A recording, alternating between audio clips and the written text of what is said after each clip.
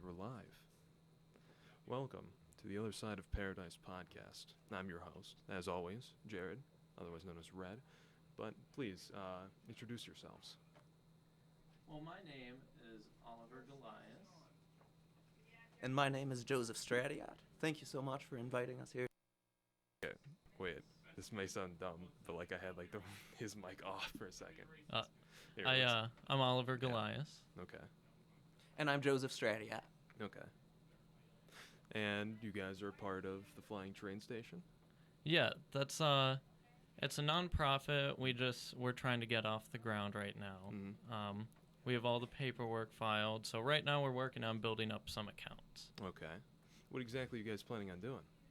The Flying Train Station, we're hoping to build it up as an organization for philosophy and other humanities majors to build curriculum and start teaching young students, specifically middle school.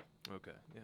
It's called the Flying Train Station because we believe that philosophy is a conversation that grows and evolves, but essentially has stayed the same throughout history. So we're looking for the things that all human beings, all people have in common, and we're following the trains of thought throughout time and places.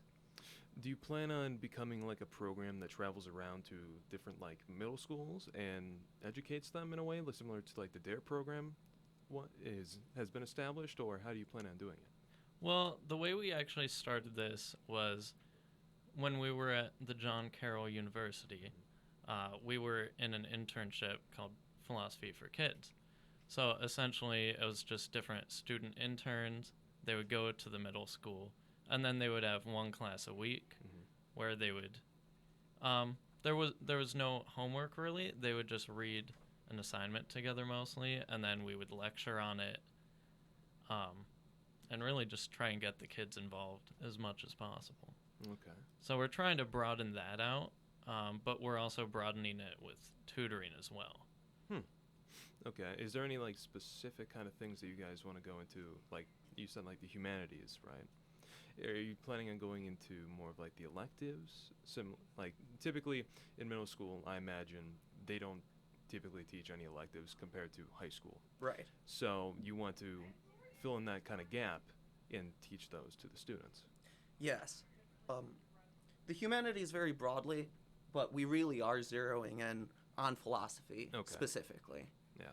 Philosophy is the foundation that all other academic disciplines kind of grow out of. And I think by teaching philosophy to young people, they'll be benefited not only in school but also in their everyday life.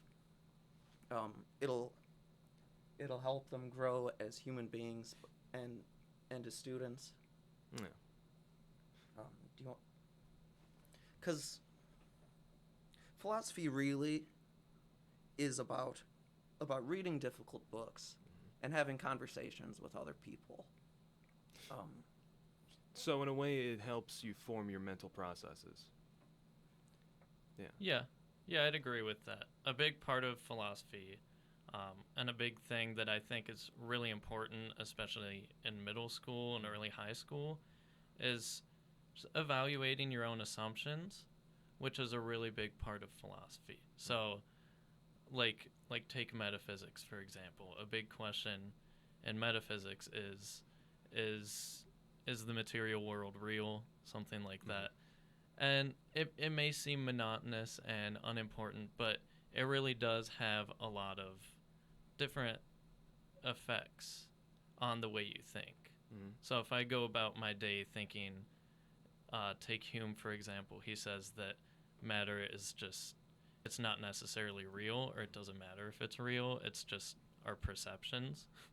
Yeah. So if I have that attitude about something so simple as matter, it builds a whole web of assumptions. And I think growing up in middle school and high school, it's very important to evaluate any sort of assumption like that you have.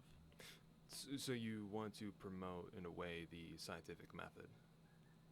Yeah, in a way. So if you want, So children have to grow with their, you know, as they grow up, they have to validate their own assumptions in life, and of course, they must be educated or educate themselves in a way. They are, in essence, a blank slate, and upon which they form, I guess. So, is that what you're trying to promote? Is like it's similar to the scientific method and philosophy combined, or? Yes, we're trying to encourage this sort of critical scientific thinking, but also a big problem, I think, in America and the world as a whole is that people can't discuss their deeply held opinions and beliefs without getting confrontational. Yes. So if we get people thinking more scientifically, that would be great. But if we get to teach young people how to discuss their beliefs and their opinions with people that completely disagree with them in a way that's constructive and educational instead of combative and confrontational. I'd love to teach them Plato. I'd love to teach them Hegel. But if they don't learn Hegel or Plato, and instead learn how to have constructive conversations with people that are very different from them, then I'll feel like we succeeded as educators. Okay. Yeah, in the first thing you brought up, I can strongly agree with. In the aspect of in public speaking, we are more taught to debate our personal opinions and just put them out there and then just prove people wrong. We do not have a deliberation in which we take in both sides, our fault and counterpoints, and find a common ground. Is in that way what you mean as well? And then also, yeah, I do agree. The humanities and the classics are not strongly taught anymore. It's more of the modern day aspects, but there is wisdom to be found in the classics. Yes, it's man, there's so many directions to take it from there. Yeah. But one thing that I've discovered, because we had internships teaching philosophy, as Oliver mentioned, some of these students are just naturally very good at things like philosophy and the classics. Yeah. And if it weren't for the program we were involved with at John Carroll, they might not have been exposed to these things for another 8 or 9 years. I almost feel like there's a responsibility to at least expose children to these disciplines. Yeah. Because they might be really, really good at it. Like, we might be keeping them away from their natural gifts and talents. You know, not everybody is going to love reading David Hume, but some of them will, and some of them will get it. Yeah. And be able to jump on board. So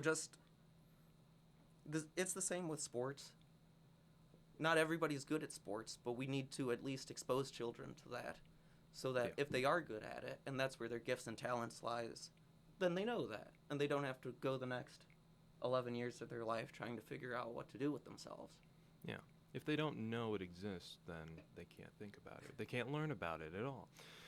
And it seems that with most classes nowadays, the humanities are taught, but they're taught small, like on a small scale. Similar in like middle school, particularly, I remember being taught Plato and the classics of like Greek and Roman literature, for example, but on a smaller scale.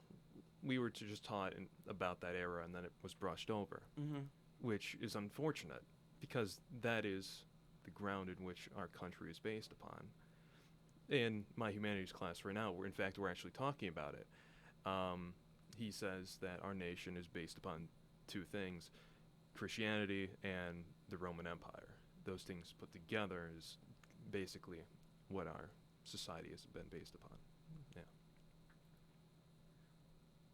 And I like how you said it's kind of breezed over. It is it is talked about, but they kind of pass it by very quickly. As if it's not important, but it is. But it is. And I don't think students acknowledge this because that it's just brushed under the rug, and also because maybe educators are not educating it more in a way that children will take it in. They're not. If you're just lecturing about it to children, they're not going to think it's interesting. If you have to put it in a way that they'll take it in properly, depending on whether or not they're visual or, they do it themselves kind of learner, or they're auditory. If they're auditory, then lecturing would be good, but for a lot of students nowadays, they're one of the other two. And this is something that we're carrying over from the John Carroll internship, and it is a core tenet of the flying train station and the way we're planning on teaching. Philosophy is about this interplay of ideas that are not the same, but not diametrically opposed exactly. So there's always going to be two teachers in the classroom, like Oliver and I. And we present the lessons as a conversation between the two of us. Okay. So there's things that we don't exactly agree on. There's things that we have a different opinion. Of course. But they get to see how Plato is taught from two different perspectives. So not only are they learning about like the big theoretical ideas of philosophy, they're also seeing how a conversation can be had philosophically. If we can have it to discuss different ideas constructively instead of a debate. We're not shooting for a debate program. We want to demonstrate how to discuss various opinions. And I think having two teachers in the classroom is a very good way to go about doing that. I think that's a very good method, because if it's only like one professor, then they're just getting one idea and they can't form their own thought, their own opinion. But if you have two different ideas, or if they are similar as well, but there's some different aspects, they can, see where the truth lies within themselves or in the world itself. And it presents the ideas as not on a binary.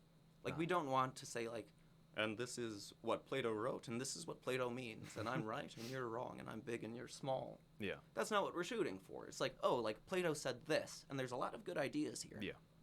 I think that, like, what we're supposed to take away is this. Oliver thinks it's that. We discuss it. And then when me and Oliver start having a legitimate conversation, the students are already interested. Yeah. It's not just like a man droning in the background. They're like, oh, like, here's an interesting conversation. And they want to get involved.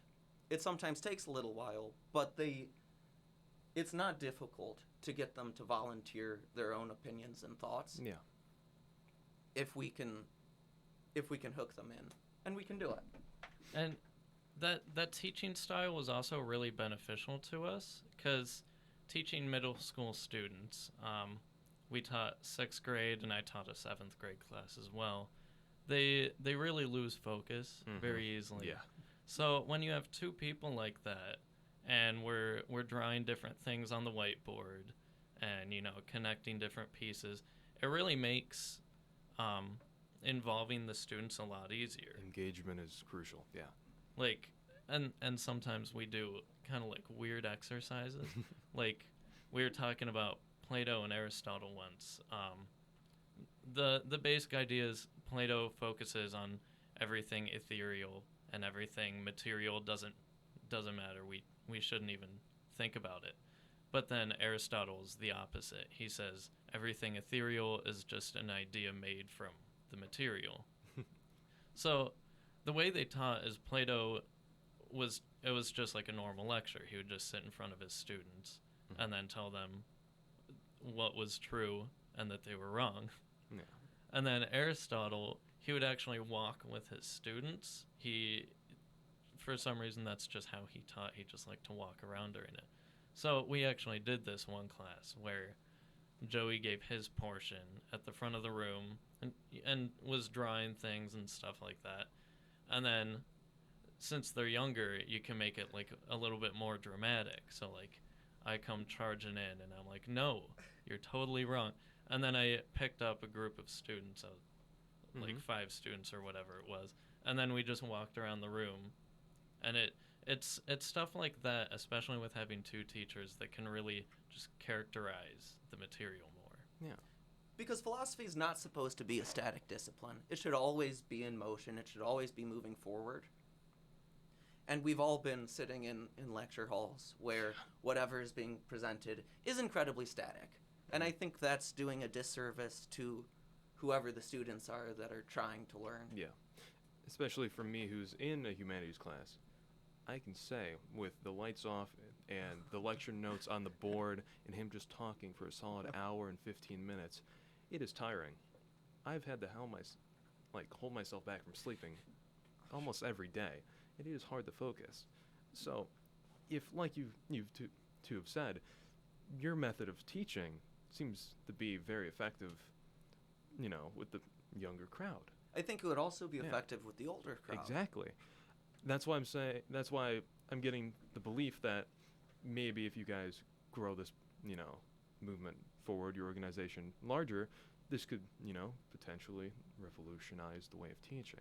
Man, that would be idyllic. Yeah. Because it's something I say all the time, but I really do think that if it was made standard, Mm-hmm.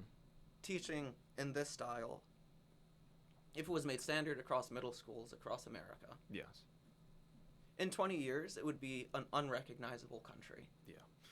They say the education system nowadays is old style, old-fashioned, and it's outdated. Do you believe that? For sure. For Yeah. sure. I think, well, a lot of our education is based on Jonathan Dewey, Okay. which was a brilliant philosopher, and he did great things for education. But it's very loosely based upon that. And John Dewey was around, the early 1900s, the early 20th century. The early 20th century. So clearly for there to be no variation from his teachings, clearly there's something wrong. Yeah. And no matter who you're talking to, whether that's a student or a teacher or a university professor, no matter who you're talking to, everybody has 110 ideas on what to do that would make the education system better. Yeah. Everyone has thoughts and opinions on that. But it's been such a long time since the education system has actually changed. Mm-hmm. And that's a tragedy. So Yeah. we're here trying to change it and trying to make some kind of positive impact. Yeah. And that alone is going to be a challenge. With the education system being as conservative as it is, this newfound way of education is going to be pretty difficult to implement. It is a little difficult with some curriculum too, Mm-hmm. because we like Marx, Karl Marx. Yeah. We're fans. I'm not like a diehard communist necessarily, but it's still something important to learn about, Yeah, even if you don't buy any of it. It's important to discuss. Even if you don't take someone's full message, if there's something you can take out of it, then it's important. Yeah. Like, I do not, similar to you, I probably wouldn't agree with Karl Marx with his belief of communism, but perhaps there's something within it I can take out of it and implement it and build upon my own view of capitalism. And there's so many vitally important books and ideas that have to be discussed. Yeah. That are just always controversial, and especially so if you're with 10 and 11-year-olds. Yeah. Because you can't learn about economics without learning about Karl Marx. Yeah. Like, it would be can't an learn about- incomplete Yeah. education. You can't really learn about society in general Yeah, same thing without with reading the social- Bible. Yeah. Sociology. Karl Marx, with his conflict theory, is vastly important to that. Even if you don't believe in his communist theory, his conflict theory still stands. So, just discussing political philosophy and discussing religious philosophy, those are two things that definitely need to be covered. Mm-hmm. But it's just, you kind of have to tiptoe a little bit Yeah. to not, because we don't want to be indoctrinating the youth Yes. of America. If anything, we want to teach the youth of America how to avoid being indoctrinated. Yeah. And that's whenever you talk about religion and politics, That's how that it becomes a very Sensitive subject. a very sensitive subject. Yeah. There's a line in the sand that it's Yeah. not difficult to cross over. Which is funny, being how we're a nation based upon a separation of church and state. Yeah. And another thing that's really touchy that we have personal experience with is talking about mental health. Ah, yeah. We had one student who was experiencing some sort of mental illness and troubles at home. and one philosopher we talked about, Albert Camus, he poses the question in The Myth of Sisyphus: Can we still live life? Is it still worth living if we don't have a purpose? And that's what the whole book is about. It's based on Sisyphus, a Greek myth, where he's condemned to push a boulder up a mountain for eternity. And he basically says this is life. So after discussing that, this student ended up just... I don't think we can talk about the topic on the radio, but he was really struggling. No. Which was really a shame, because our whole purpose in talking about it was to have that sort of the discussion of, well, yeah, even if we don't have a purpose, we can still find some sort of meaning in our lives. But I think a big part of it, too, is that no one wants to talk about that in the first place. Yeah. It's grown into a war between the atheists and the religious people in that way. It's either, and then there's the agnostics in the center. For someone who, is leaning more towards the atheist side, I still believe that there is meaning to be found in, is there meaning to life? If you don't give a person, a deeper drive, a goal, then they'll lose their way. Sure. I think this specific student's teacher told me that was the 4th time he had made comments like that. Oh. Which... disheartening. If you're we don't want our 10-year-olds to be lying awake at night saying, what am I doing here? Is this worthwhile? What's the point? But there is a crisis going on in America in the 21st century. Yes. Like, there's a mental health crisis, and it's affecting our young people. Mm-hmm. And if our young people are being affected by it, then I think that means we have a God-given responsibility to discuss it with them. Yes. Because none of us know the answer. Is there a purpose? Is there a point? Are you here for one? Like, do you have a life goal that was given to you ahead of time? No one has the answers to these questions. Mm-hmm. But, like, we can tell that to our 10-year-olds. We can say, hey, we don't know this either. You have Like, we don't need freedom. to lie to them and say, like, when you grow up, like, these things won't bother you anymore. Because they will. They'll always bother you. Yeah. But that, like, let's be honest with them and discuss the problems that are troubling them. Mm-hmm. Like, don't brush it under the rug. Don't pretend it's not a problem. Because if it's keeping them up at night, they need to be talking about it. We must remove the stigma. We have to remove the stigma. Like, it's vitally important. Like, this is a big deal. Mm-hmm. It is a big problem, but I'm believing that we're taking a better turn towards mental health. It's not fully, problem solved, but we're taking steps to go toward it. What steps do you believe, like, that we should take to further the cause of, talking to children about it and stuff like that? Well, Joseph and I actually, our last semester in college, we did a seminar for all the professors, and it was open to students.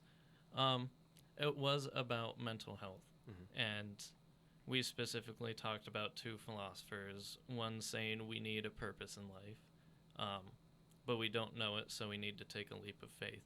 And then the other one saying we don't need that. In our research for this, our main starting point was just seeing the immense numbers of depression and anxiety that are just very apparent today. Yeah. And I talked with a therapist or a school counselor, and he was saying it's not so much that it's growing, it may be, but it's more so we are reducing the stigma. Yeah. So we're discussing it more, which I think is great. And because of that, people are getting counseling. People are taking that more seriously. Yeah, and then there's the other way that people view it is, it's just the generation's getting worse. Anxiety's rising, stuff like that. But is it that, or are we just finding more cases of it? We're detecting it more often. I think we're just detecting it more often. Yeah. At least statistically, that's what a lot of psychologists argue. Yes. Especially, And I think there's value in that, because there's nothing. I shouldn't say that. It's really bad if you're dealing with mental health problems. Yeah. And you think, I'm the only person in the whole world that feels this way. Yes. Like, you already feel like a loser, and you already feel like an outcast. And to think that you're the only person going through that does nothing but exacerbate the problem. Yeah. So by being more open and more vocal about it, we're not exactly making the problem better, but we are alleviating at least one serious facet of the problem. Yeah. You have to tell them you're not the only person who's gone through this. Many Right. others have the same problem, and then they've found a way to get past it. So I think, to more directly answer your question from before, what should we do about it? I think the first step is continue bringing it up and destigmatizing it. And then I think step 2, which is what the two of us are personally trying to accomplish with teaching philosophy, is to have an intellectual discussion about it. Yeah. Don't just make internet memes, saying how you feel. Like, that's fine. And I think it's not always good, but I think it can be good to say, like, this is a problem, like, a lot of people are facing. And it kind of reassures you that you're not alone. But I think more importantly, after you've acknowledged that, you do need to talk about it. Yeah. And you do need to have some sort of dialogue. I wanted to say a dialectic, but that's terminological. But yeah, you need a dialogue to actually get somewhere with it, to say, all right, well, why do we have anxiety? And then that's where you can actually find problems. Yes. Yeah. So you gotta take it slow. You gotta make it personal, talk to people and everything.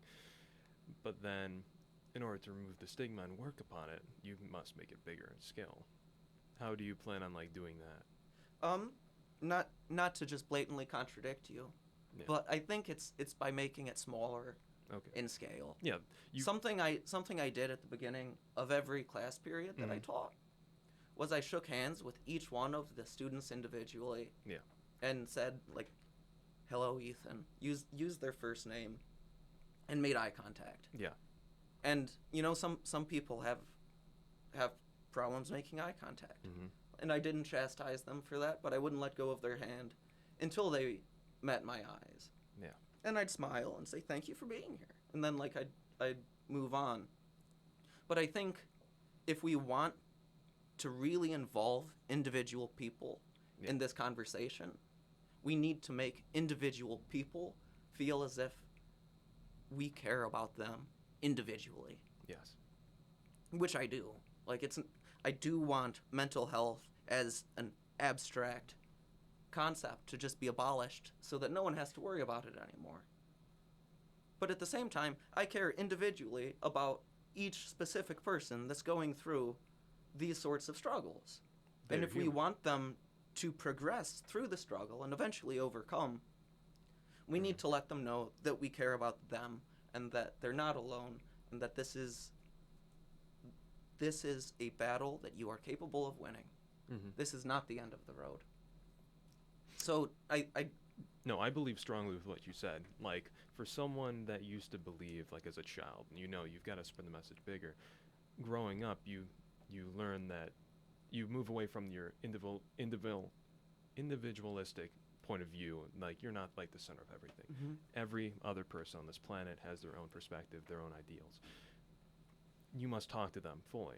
So for someone that's going into, for example, like the criminal justice field, such as myself, I believe that person-to-person contact is very important.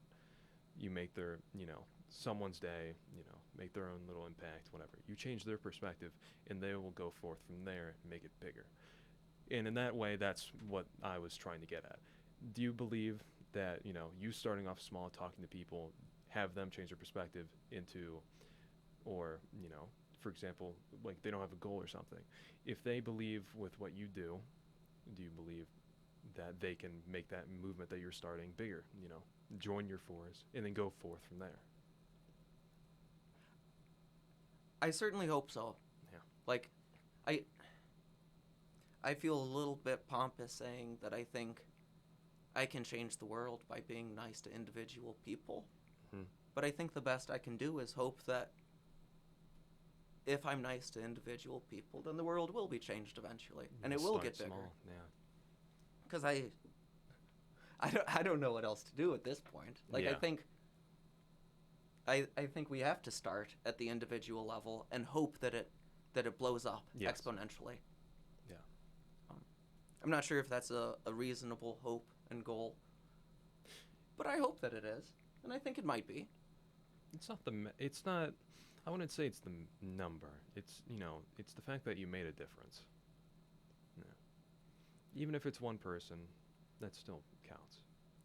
Yeah. Well, part of what we want to do eventually, we don't really have much of an idea Yeah. of when this will be, but we would like to, after we plan on going to grad school still, and then we plan on having teachers take over here, Mm-hmm. and then having them help to build it.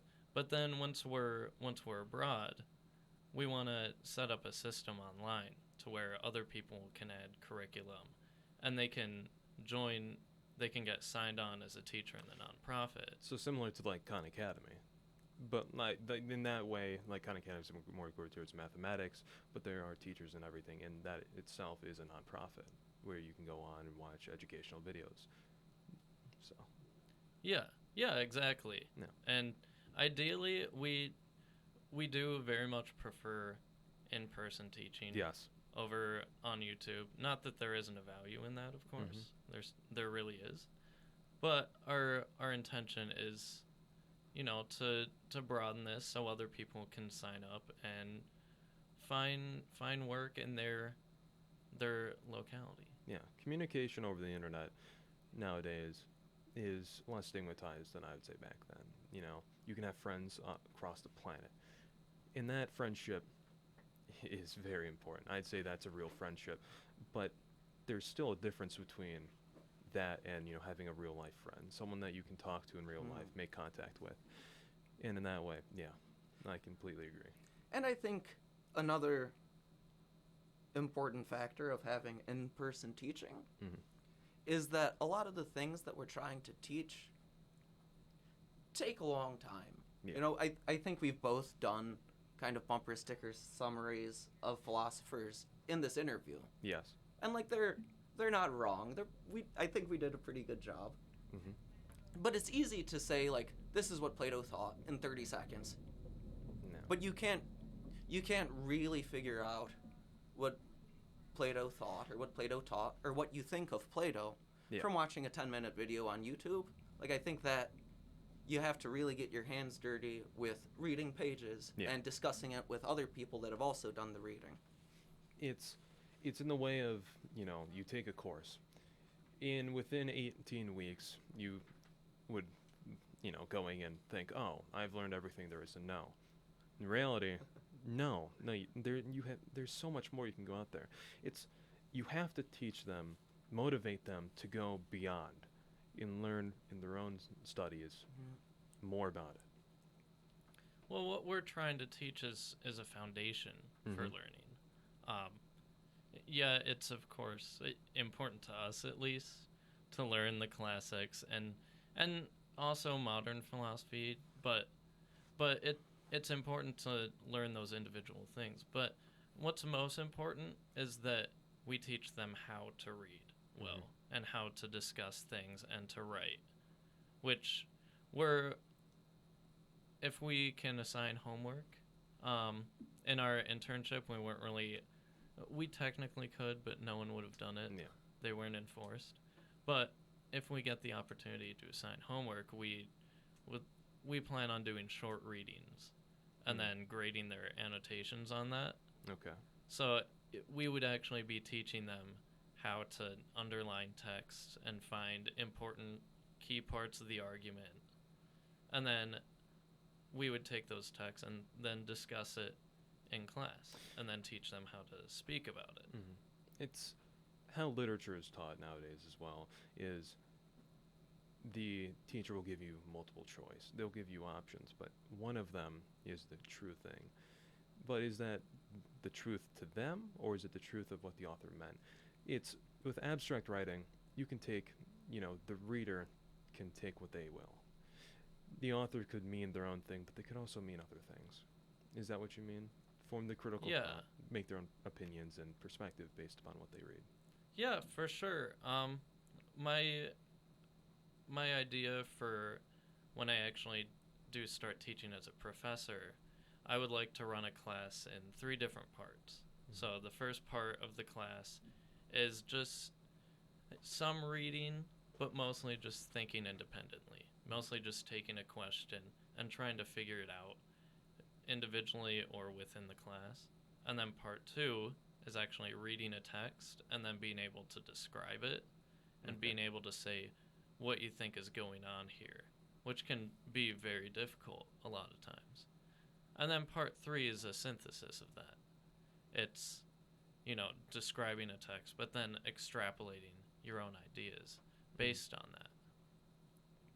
Because, not all learning works this way, but at least classroom learning, typically you begin with reading a chapter or a page or a book, however long. You read something, and then you think about it.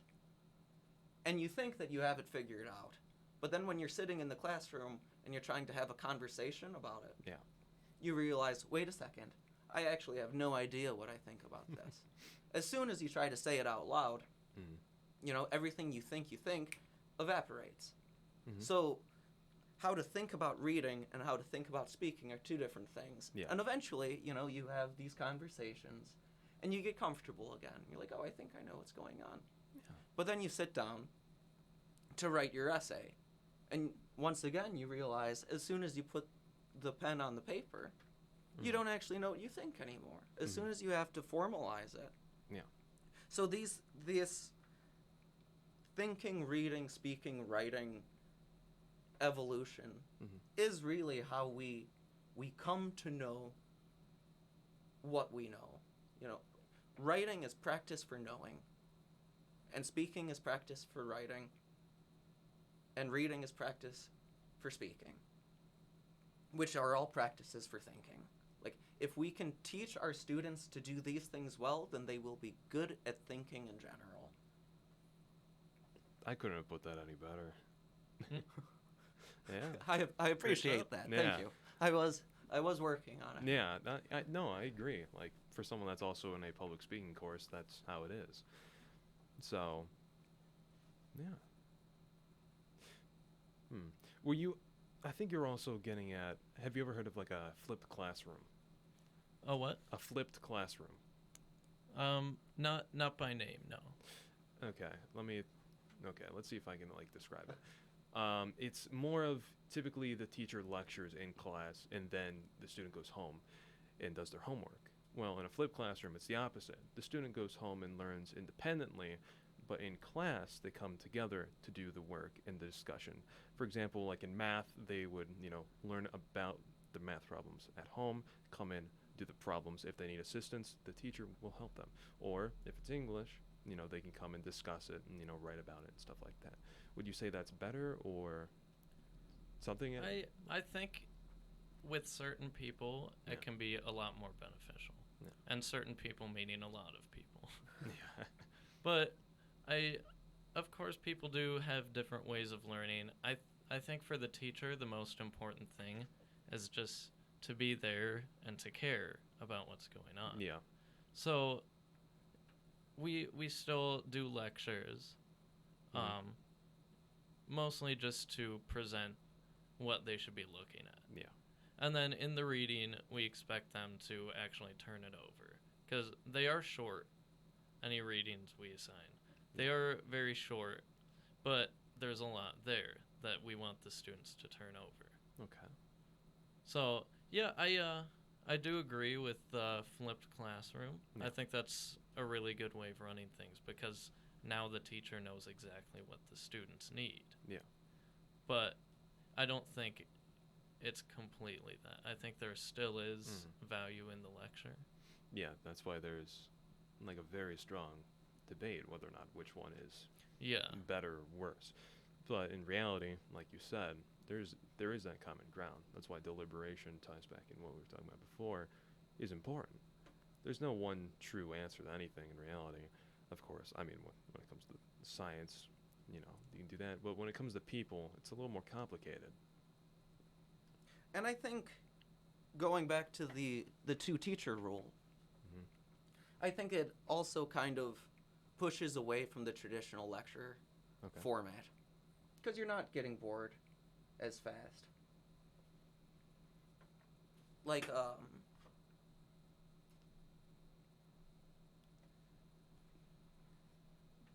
I feel like different classroom experiments are just trying to fix the fact that kids specifically, but people in general get bored Yes. when things are the same for long stretches of time. Yeah. So anything we can do to get away from that, I think, is Mhm. it's at least worth a shot. Yeah. I agree with that. Like I've said, like as a person who learns through myself, like I learn by doing. I also can learn by visual. If you lecture for a long period of time, that's a little bit difficult to follow, especially with, you know, like we were talking about earlier. Is it more students are getting ADHD, or is it more that we're detecting that more students have ADHD? Because some students nowadays, you know, the attention problem is criticized as a large problem that plagues education or life in general. So it could be a little hard to educate in that kind of setting. Well, I can't speak too much on this because I haven't actually researched the topic. Yeah. But I do know enough that it does seem that we are getting more cases Yeah. of ADHD. Not so much we're just discovering it more. I'm sure it's both to an extent, but I have read a bit about how technology is doing that, and if you just if you think about it for a second, I mean it really does make sense that most of our life on our phone is just it's instant. You don't even have to wait. We don't have dial-up anymore. Yeah. It's changing. Social media, social networking is changing the way humans communicate, for the better or the worse. Yeah. Yeah. Well, now you need, anytime you're advertising something in a video or something, you gotta really get it out there. You gotta make a Vine, really. You gotta make a little 4-second. You have to make it trendy. Yeah. That's you're gonna make it sure it sticks, because most things like memes, like those last, live and die within a week. Yeah, put it simply. But yeah, advertising would work in that way. But also, communication or just the use of it. You know, is it shortening attention spans, or is it? There's too many questions to ask. The research has got to be come out and done. But yeah, I think it's making attention bounce, if you will. That's what I noticed just with myself. yes. I haven't been diagnosed with ADHD. Yeah, same with me. Yeah, but I know I do have problems paying attention sometimes. Yes. Yeah. So I found, like, for myself, again, with why we're teaching philosophy, is just different ways of thinking about things, different ways of turning it over. I was thinking, how can I remedy this problem of mine? And for me, like when I was a student and at homework, I would have all my books for all my classes laid out in front of me, and then I would have my laptop, anything I need to write with, I would have it just spread all across my room, and then I would just start with something, read a couple pages, and then if I start doing that thing where I'm reading but I have no idea what I'm reading, then I'm like, all right, let's see what else grabs my attention. Yeah. And it was actually, for me, it was really effective because I can bounce, because that's what my consciousness is wanting to do, is just bounce from place to place. So now I find one little kernel of information, and then it sticks because my attention is strongest. Yeah. And then once it fades, I can just keep doing that. Hmm. We are creatures of habit. Like, Yeah. our brains are hardwired at this point to latch into that device that we have. But is it a parasite or not? Whatever. Mutualistic. I would hope. But, yeah. We have to discipline ourselves. At least, that's what my physician said. When I presented him with my own, ADHD symptoms, my sister has been diagnosed with it. Myself, has not been. But you could get different reactions. You must discipline yourself, or here's some medication. It's the way you look at the problem.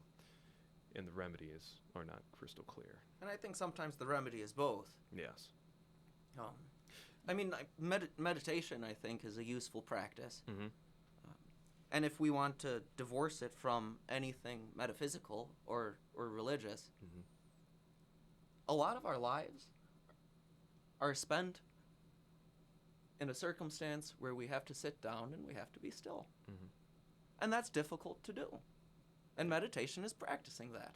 Can you sit down for 15 minutes and be still and be quiet? You probably can, but it's very difficult. Yeah. It is, we don't think about sitting down and doing nothing as something that we should be practicing and something we ought to try and improve at. Yeah. It's like, oh man, I'm really good at sitting down and doing nothing. But if you do it intentionally, Yeah. it's a worthwhile life skill. Yeah, a lot of people think that they can't do it, but then they're the same type of person that would sit in the shower for 20 minutes at a time and, think wonderful things, come up with different ideas. Think of, wow, I could have retorted that better. No. Shower thoughts. Exactly. They're great.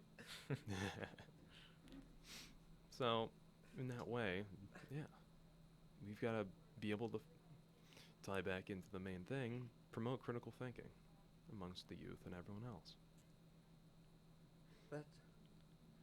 But, well, the thing is, and I'm partially saying this because of our location right now and our viewership. So Joseph more prefers to teach to children. I think he connects with them better. But we did teach one class to older students. They were about 16 and 17, right? Mm-hmm. And I really connected with that a bit more, I feel. Okay. So I would like to broaden it outside of just middle school. Yeah. Middle school and high school, I think, are very important. But I just think it's important for anyone. Yeah. I would believe, depending on if you go into psychology, there's different, psychologists believe in different, forms, the development of the human mind, different developmental things. Freud is the basis of it. You can, say what you want about him, but even if he was wrong, he formed the basis of many things. And the stages, may not be consistent amongst, every person, but they may exist. So the development of abstract human thought is, in the teens. So perhaps maybe high school would be like the better scene for that. Take for like language, that should be taught earlier in life. Well, I think as we get older too, I think that's when the classics matter more. Mm-hmm. Or not necessarily the classics, but specific writings versus just the thinking portion. Mm-hmm. So I would like to focus, if we can get more high school and like early secondary education. If we can get more of that, I would like to focus more on specific writings. Yeah. Speaking from experience, the youth does not like reading history. Yeah. Anything historical. If you like take a test or anything, the SAT, the hardest part is like the 1800s literature for any student, stuff like that. Even in like any English, going back, no one likes reading that. They like the more modern books. Yeah. This was still literature. This is what human society learned, and this is what, yeah. And we haven't talked a whole lot about the syllabus today, Mhm. but I think if we let the students lead the discussion, we can kind of pick and choose readings from the syllabus that are directly related to what they want to talk about. So I think that's one way to combat the disinterest in reading. Yeah. You could also take it as many students want to know, why are we learning this? Yeah, absolutely. Especially with math. Why are we learning the Pythagorean theorem Yeah. when we're not going to learn it or use it later in life? Well, you can take math being like, oh, it forms, mental processes and stuff later on for, thinking. But if you give them that reason, if you give them the present and then you go back from there, maybe it's a better approach. And I remember we were doing a lecture on the history of philosophy, and this young lady says, "Where are all the women?" because it's from Plato up until the 1700s. There's not really any women. There's a couple of saints, and there's Joan of Arc, but like they weren't allowed to write books for the most part, so we don't really have books written by them. Yeah. But I think that that's a discussion all on its own. Like where are the women? Yeah. And I think if we let the lesson follow what the students are interested in, then getting them to do the reading and getting them to do the heavy lifting won't be as much of a problem, because like you said, they'll see why they ought to be reading this. Yeah. It won't just be, oh, he told us to. It's like, oh, like this is directly related to the question that I asked. Yeah.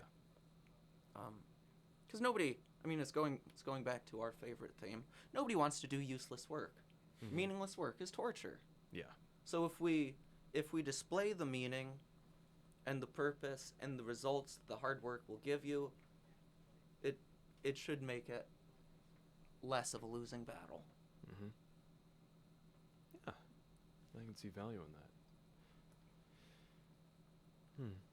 There's many different things you can talk about from there. It's more like, for example, like the feminism movement and the patriarchy and stuff like that nowadays. But back then, you can say with certainty how it was, especially with the role of women in that societal time. It was different in Greece, Rome, and then going on from there. It's very different from how it was in the 1800s and stuff like that. Surprisingly, what I found most interesting about my class that I just had was in the lecture, Charles Darwin, when he first presented his ideas, it was revolutionary. He was terrified to put it out there. But when he put it out there, people started thinking about it. They started talking about it. He wasn't chastised for it immediately. What did get him was a second thing, which was not on natural selection, but on sexual selection, and how males put themselves out there in nature, but the women were the one who chose them.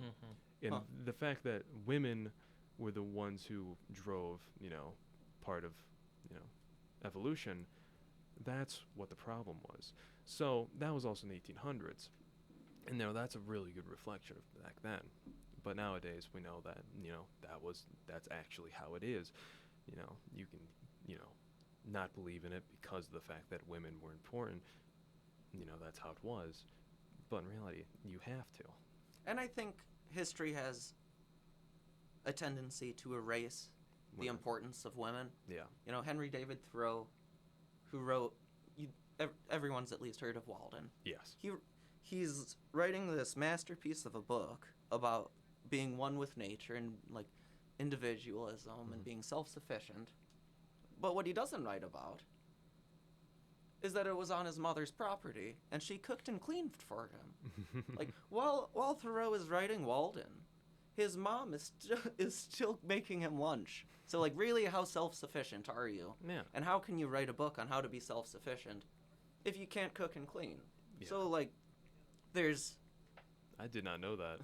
So, yeah. I think something that's so important with this discussion and with reading classical text is just seeing the view on really anything, but I'll zero in on women since that's what we're discussing. Like, just reading back in time, you see different ways, different modes of relating to other people. So, like, a lot of people like to think of the gender binary of male, female, and it depends on your genitalia.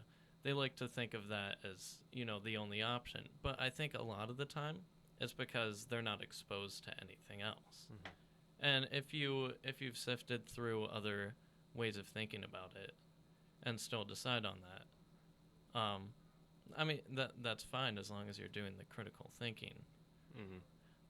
But I think just most people don't get the chance to see other views. Mm-hmm.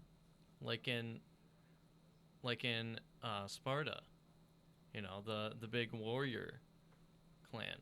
They were gay, and let's say I'm growing up like 100 years ago, even 50 years ago, I'm probably going to be pretty homophobic.